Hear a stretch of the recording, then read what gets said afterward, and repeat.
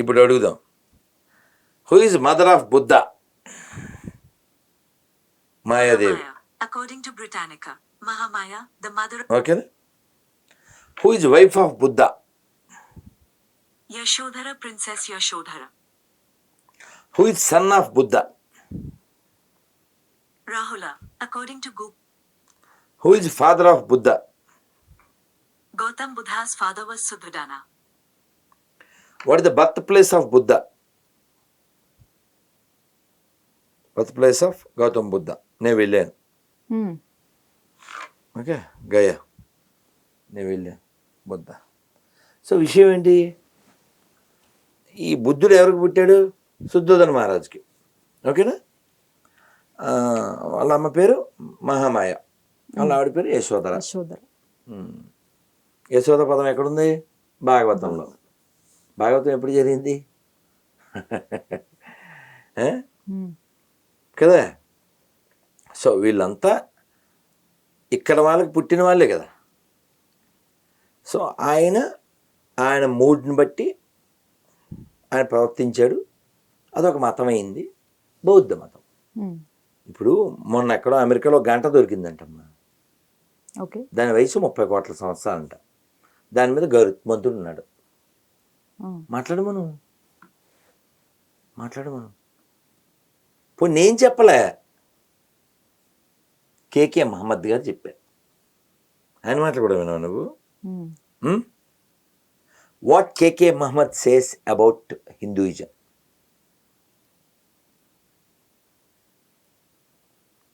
Archaeologist K.K. Muhammad has said a number of things about Hindu, including chala points. Hinduism very liberal religions, unlike Semitic religions. ఎవరిది మాట? నాది కాదు. మీకు అర్థమైనా చెప్పాలంటే, మీ ఓడి చాలా బెటర్ అండి మా యాదవ్ కంటే అన్నట్టు. సెమిటిక్ రిలీజియన్స్ అంటే తెలుసుగా. మేము ఆల్రెడీ అక్కడ అన్నం పెట్టాము నిన్నదే, తినాల్సిందే నువ్వు. అదే సెమిటిక్ రిలీజియన్. అబ్రహమిక్ రిలిజియన్ అన్నా, సెమిటిక్ రిలిజియన్ అన్నా, ఎడారి మతాలన్నా, ఇంకా పిశాచి మతాలు, ఎన్ని పేర్లన్నా చెప్పు. నువ్వు పెట్టిన పాసిపోయిన కూడా తినాల్సిందే అలాగా. కాబట్టి ప్రపంచాన్ని దోచుకోనిది ఏదైనా ఉందంటే సనాతన ధర్మం మాత్రమే.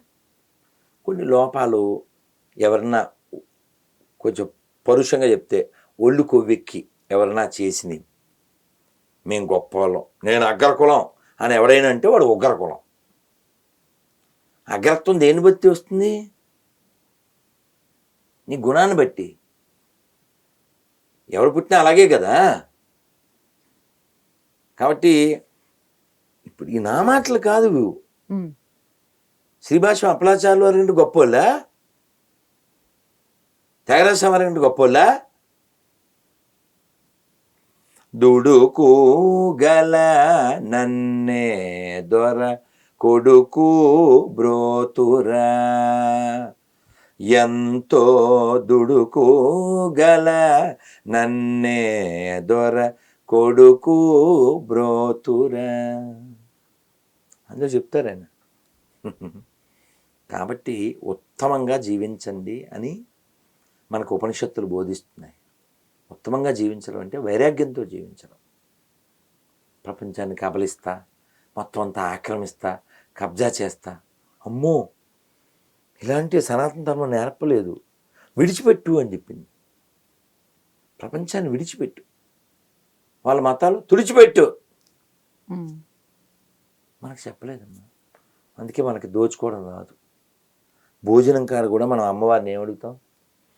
అన్నపూర్ణే సదాపూర్ణే శంకర ప్రాణవల్లభే జ్ఞాన వైరాగ్య సిద్ధ్యం భిక్షాం దేహీ చ Parvati.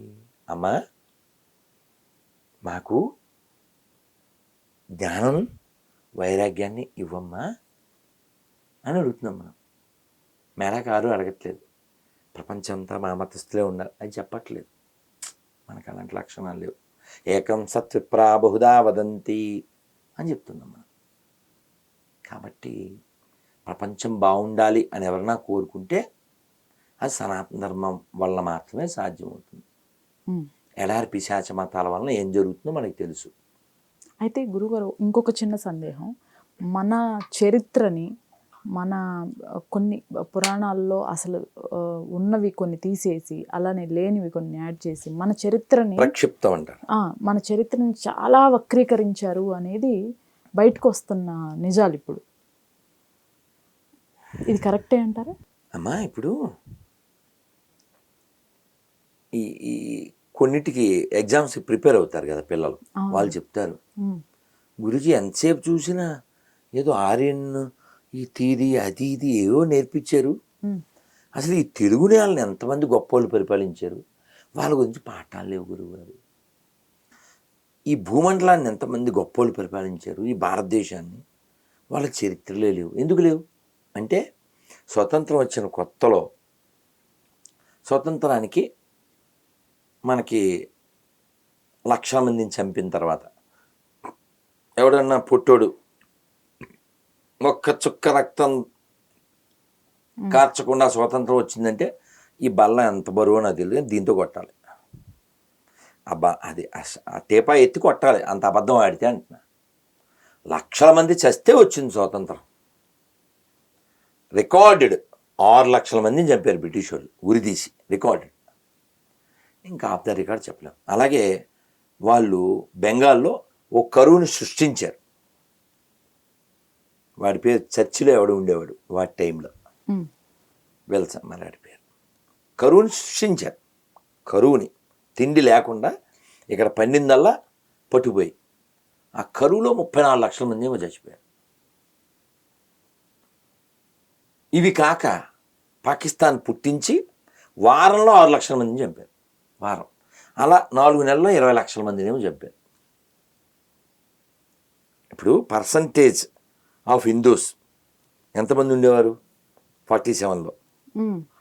What is the percentage of Hindus in Pakistan in 1947? చూడండి, in 1947 when Pakistan gained independence, Hindus made up 20.5 of the population in the areas that now from Pakistan. However,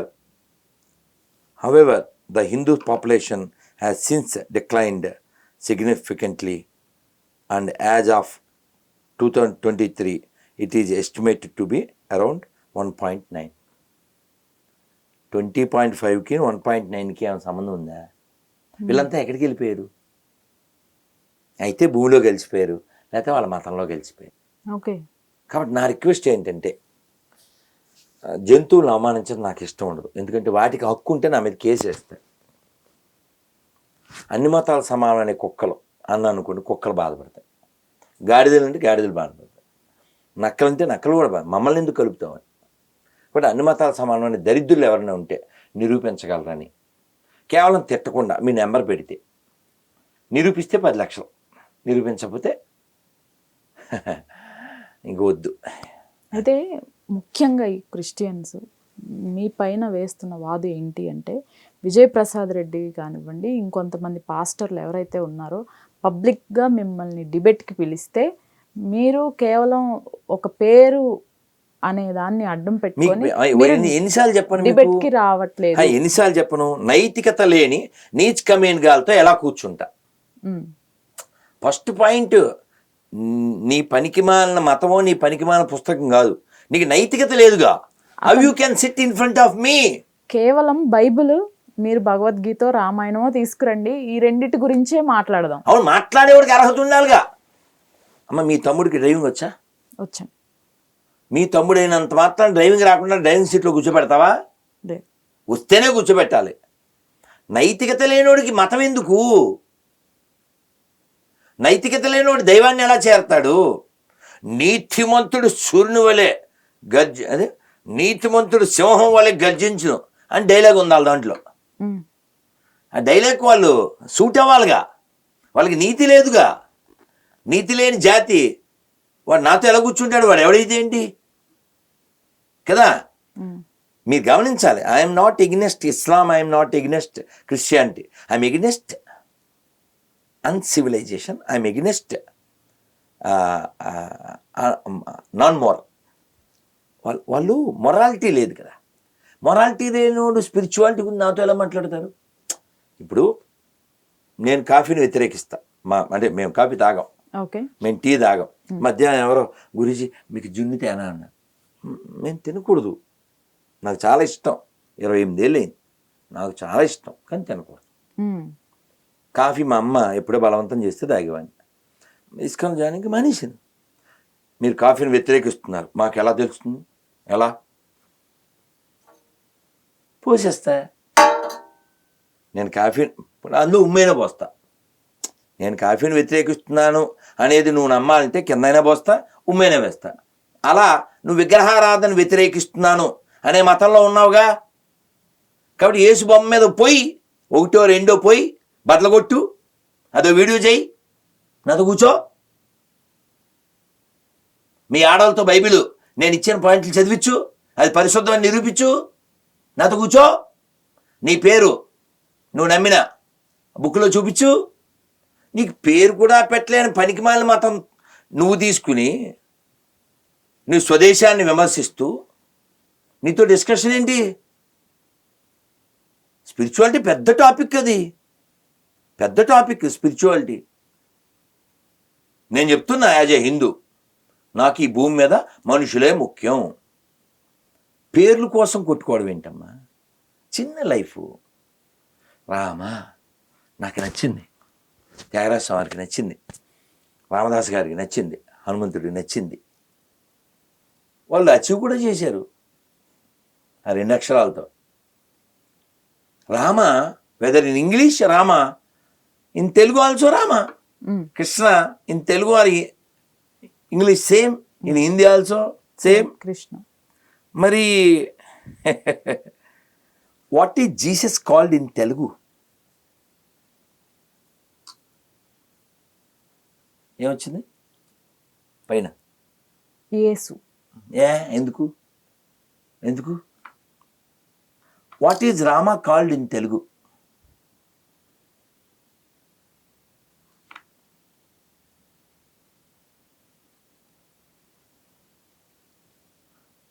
Rama is called what in Telugu?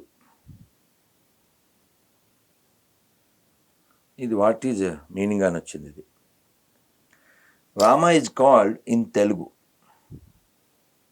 రామావతారం అని వచ్చింది. ఏమొచ్చిందమ్మా? రామ.